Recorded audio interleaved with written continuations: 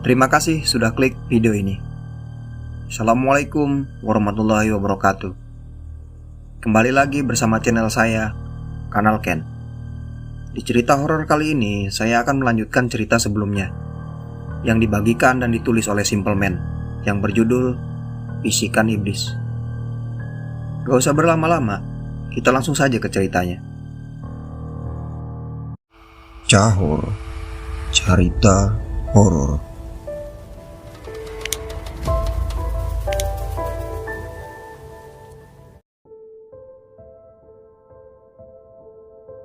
Keesokan paginya, saat dia bangun, dan hal pertama yang ia lakukan adalah mencari Uswatun yang rupanya sedang ada di pawon atau dapur. Tampak lahap memakan seiris daging. Mereka saling menatap satu sama lainnya sebelum saat dia mendekatinya. "Mambengi awakmu nang ditun?" Uswatun tampak bingung. Ekspresinya menunjukkan ekspresi ketidaktahuan apapun. "Nang endi to, Mbak?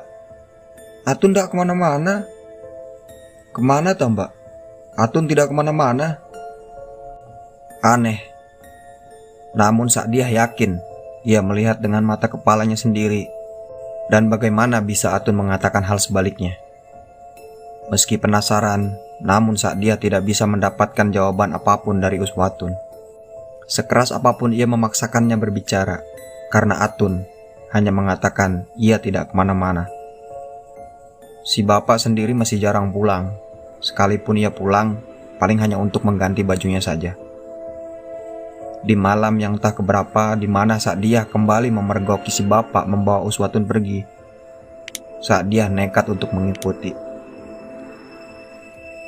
Meski diliputi perasaan was-was dan ketakutan yang menjadi-jadi, saat dia berjalan jauh di belakang, mereka menuju sebuah jalan yang saat dia tahu kebun itu adalah kebun jati. Apa yang dilakukan bapak dan Uswatun di tengah malam seperti ini? Terlebih di sebuah kebun jati yang saat dia tahu adalah salah satu tempat yang jarang didatangi oleh siapapun. Dinginnya malam tak menghentikan rasa penasaran saat dia, sampai ia melihatnya.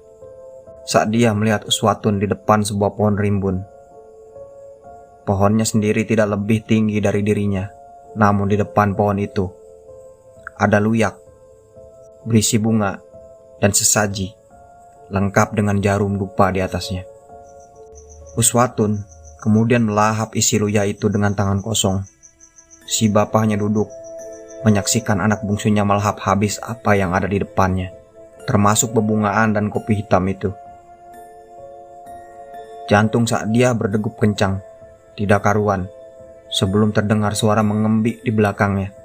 Saat dia terdiam, kaku, lalu jatuh pingsan. Saat dia terbangun dengan kondisi demam tinggi, namun ia masih mengingat jelas apa yang ia lihat. Pak Wanto duduk di sampingnya, namun tak sepatah kata pun keluar dari mulutnya. Apakah ini cara bapak membungkam mulut saat dia agar tidak menceritakan pada siapapun? Berbeda dengan bapak yang lebih hanya diam, Uswatun tampak sedang bermain dengan dua kakaknya, Yuni dan Rina. Seperti tidak ada yang terjadi kepadanya. Namun, semenjak itu hanya Uswatun yang memandang saat dia dengan tatapan penuh kebencian.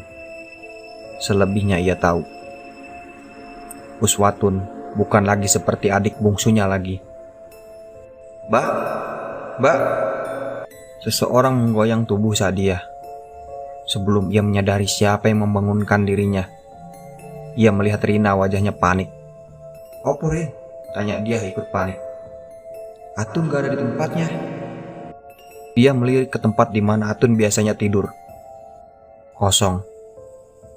Sempat terdiam beberapa saat, karena entah bagaimana menjelaskannya kepada Rina. Dia tahu di mana Atun berada. Masalahnya sejak kejadian itu, dia tahu dirinya seperti selalu diawasi, entah oleh siapa. Namun perasaan itu membuatnya terus khawatir. Dengan berusaha tetap tenang, meski ketakutan meliputi perasaan dia, ia beranjak dari tempat tidurnya, melangkah keluar kamar. Ia hanya mengatakan, Mungkin Atun ada di kamar orang tuanya. Karena ini bukan kali pertama si bungsu pergi dan berpindah ke kamar orang tuanya. Dian menutup pintu kamarnya yang terbuat dari triplek tipis, karena memang keluarganya bukanlah keluarga yang digelimangi harta. Sempat ragu, namun dia membulatkan tekad. Sebelum ia mendengar suara Atun, ia sedang menendang sebuah nada permainan kesukaannya.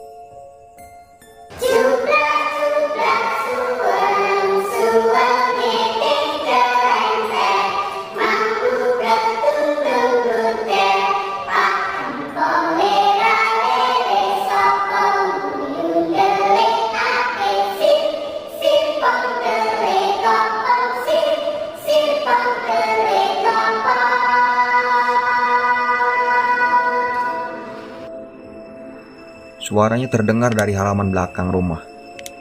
Saat dia berjalan mendekatinya, dia yakin itu suara Atun, tetapi Atun tidak sendirian.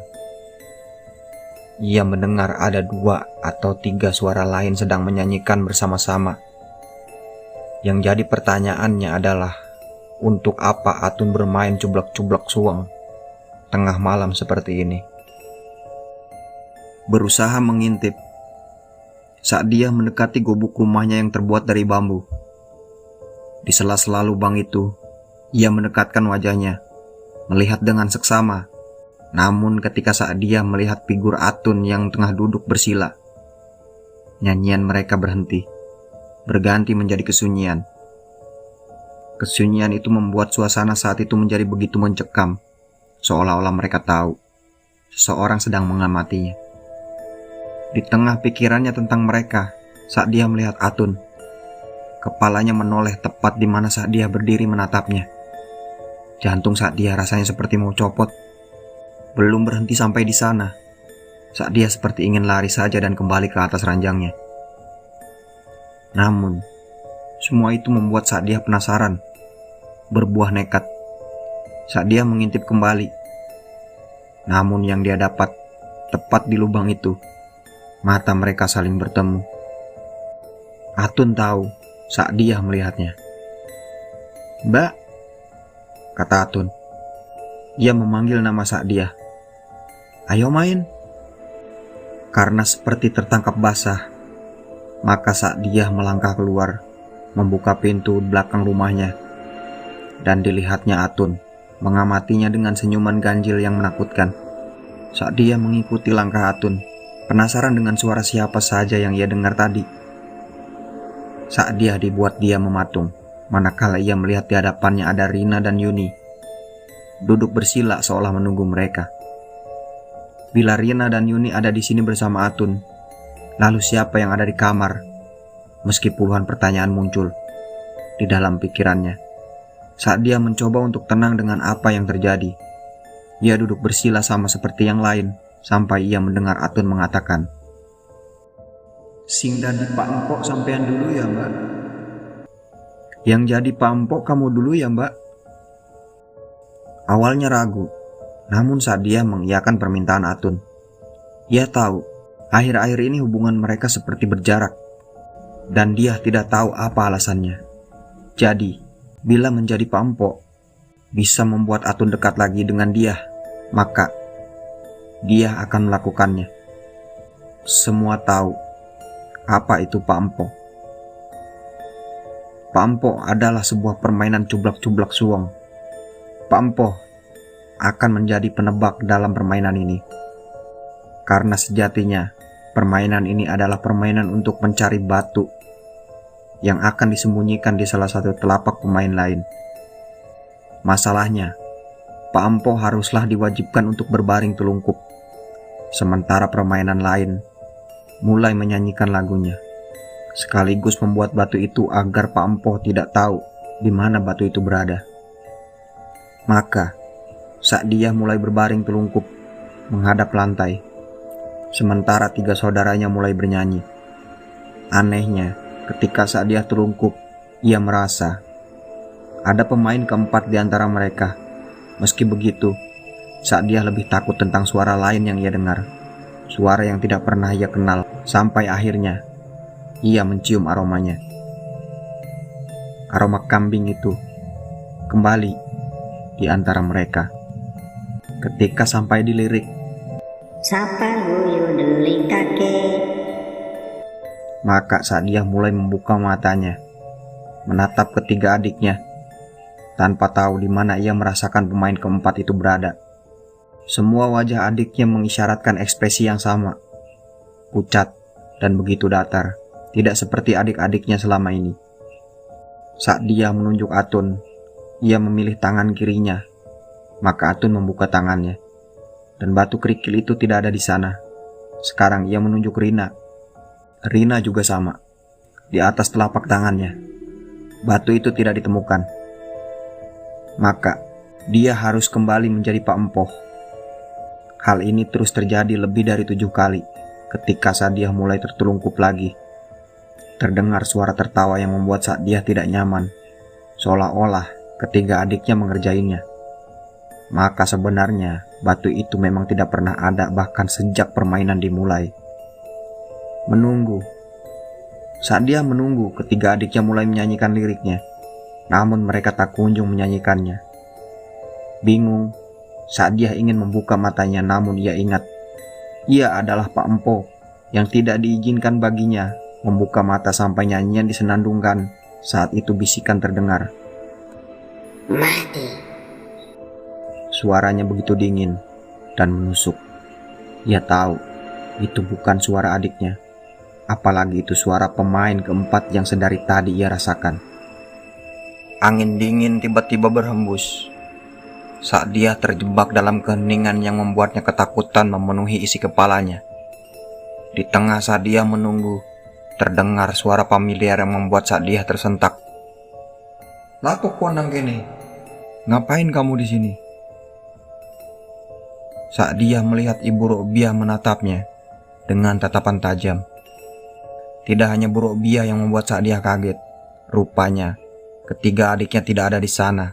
Berarti Sa'diyah hanya sendirian di sini. Meski amarah Bu Robiah meluap-luap, Sa'diyah hanya diam, tak terpikirkannya untuk menceritakan semuanya.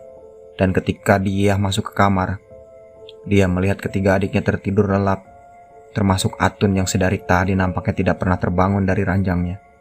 Hanya saja, aroma kambing itu belum juga hilang dari penciuman di hidungnya. Sejak malam itu, banyak kejadian yang terjadi dan rumah Sa'diyah suasananya sudah sangat berbeda.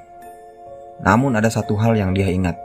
Entah sejak kapan rumahnya jadi sering dilewatin oleh seseorang yang dia kenal. Sakpi. Dukun beranak itu kadangkala melewati rumahnya seperti mengawasi. Tidak hanya itu, Atun adik bungsunya juga mulai aneh. Dia seringkali menjauhkan dirinya dari ketiga kakaknya. Tidak mau makan, sampai sering terlihat menyendiri. Hal ini membuat Sa'diyah curiga. Ada yang disembunyikan oleh Atun. Puncaknya, saat Atun muntah di kamar. Muntahnya sendiri bukan muntah sembarangan, melainkan muntah darah kehitaman. Darah yang sepertinya sudah lama mengendap dalam tubuhnya. Bu Robiah yang paling khawatir, namun Pak Wanto tampak tidak peduli. Beliau masih seringkali pergi entah kemana dia berada. Sampai akhirnya, perlahan-lahan penyakit misterius yang menyerang Atun berujung pada nyawanya. Ini terjadi tepat di malam hari. Atun berteriak seperti orang kerasukan. Dia dan kedua adiknya hanya bisa melihat Atun yang mencakar-cakar badannya. Tidak hanya itu, ia juga menghantam kepalanya ke sebuah benda di sekelilingnya, membuat tetangga berkerumun datang. Mobil carry tua milik Pak Lurah sampai terparkir di depan rumah Bu Robiah. Berniat membawa Atun ke rumah sakit terdekat. Sembari orang-orang memberitahu di mana keberadaan Pak Wanto. Hingga tepat subuh di rumah sakit, Atun meninggal dunia. Suasana rumah Bu Robiah makin ramai orang, dan seseorang yang paling dicari itu muncul. Pak Wanto pulang dengan mata marah, mengawasi. Semua warga tampak geram dengan apa yang Pak Wanto lakukan. Entah apa itu. Dia hanya menatap nanar wajah Atun untuk terakhir kalinya, sebelum liang lahat menutupi wajah adik bungsunya, yang ia tahu meninggal dengan cara tidak wajar. Hanya dia yang tahu, bahkan sebelum Atun meninggal, ia menyerupai wujud seekor kambing. Di tengah duka itu, saat dia mencuri dengar Pawanto dengan seseorang ia kenal dan tahu siapa itu. Mbah Sapi. Tampak bersih tegang dengan bapaknya, entah apa yang ia bicarakan. Mbah Sapi hanya mengatakan, "Wes talah, mari nono, timbang kabeh anakmu dicopok nang ngarep raimu. Sudah, hentikan saja semuanya, sebelum anak-anakmu diambil di depan mukamu." Dengan wajah tak berdosa, Pawanto hanya menjawab pelan, Ke urusanmu, wedhus gibas. "Bukan urusanmu, kambing gibas." Atau yang artinya sama dengan kambing kotor atau berbulu. "Itukah jenis perewangan sing nuntun awakmu? Bok Sartem gak salah. Pancen pantes anak iblismu mati." Bok Sartem tidak salah. Pantes memang anak iblismu pantas mati. Mbah Sapi pergi, meninggalkan Pawanto sendirian. Namun di matanya ia tahu, atau lebih tepatnya, belum mau berhenti untuk memulai semua ini. Iblis masih berbisik di telinganya. Kematian Atun banyak menimbulkan pertanyaan. Selain hal itu, banyak warga yang juga mulai melihat gelagat aneh dari Pawanto. Namun, tidak ada yang berani menegur apalagi bertanya apa yang sedang Pawanto lakukan. Lamban namun pasti, rumor keluarga Pawanto menyebar bagai penyakit. Namun satu hal yang diingat teman gue, Pawanto yang dikenal warga bermata pencaharian sebagai buruh tani, tiba-tiba menjelma menjadi orang kaya raya. Tidak ada yang tahu dari mana dia mendapatkan sumber kekayaan itu. Begitu kayanya sampai mampu membeli tanah luas. Tanah yang ia beli adalah tanah di mana kebun jati itu berdiri. Dibangunlah rumah besar dengan 2 lantai lengkap dengan semua tetek bengeknya. Menyerupai orang kaya baru. Sampai sini masih tidak ada yang berani mempertanyakan dari mana sumber kekayaan itu. Mulai banyak orang membicarakan tentang pesugihan, bersekutu dengan setan, atau melakukan tindakan ilegal. Akan tetapi, tidak ada yang bisa membuktikan ucapannya itu. Satu hal yang membuat warga semakin curiga, setiap hari di depan rumahnya terparkir mobil mewah berbagai merek. Mobil-mobil itu berjajar di depan rumah Pawanto, sampai-sampai seperti melihat pemandangan hajatan anak presiden. Tidak hanya itu, kampung ini jadi ramai oleh wajah-wajah baru yang selalu berseliweran di depan rumah Pawanto. Di sini, warga mulai resah dan mulai mencari tahu. Selidik demi selidik, rupanya entah sejak kapan Pawanto menjadi tabib yang dapat menyembuhkan berbagai macam penyakit dengan cara memindahkan penyakitnya ke tubuh binatang. Binatang itu adalah seekor kambing. Kambing ini khusus dan harus sesuai oleh arahan Pawanto. Bisa dibilang setiap kambing memiliki ciri khas, dan hanya Pawanto yang tahu model kambing seperti apa yang harus dibawa oleh mereka yang ingin mencari jalan sembuh lewat jalur yang menurutnya beberapa orang dipercaya Sesat.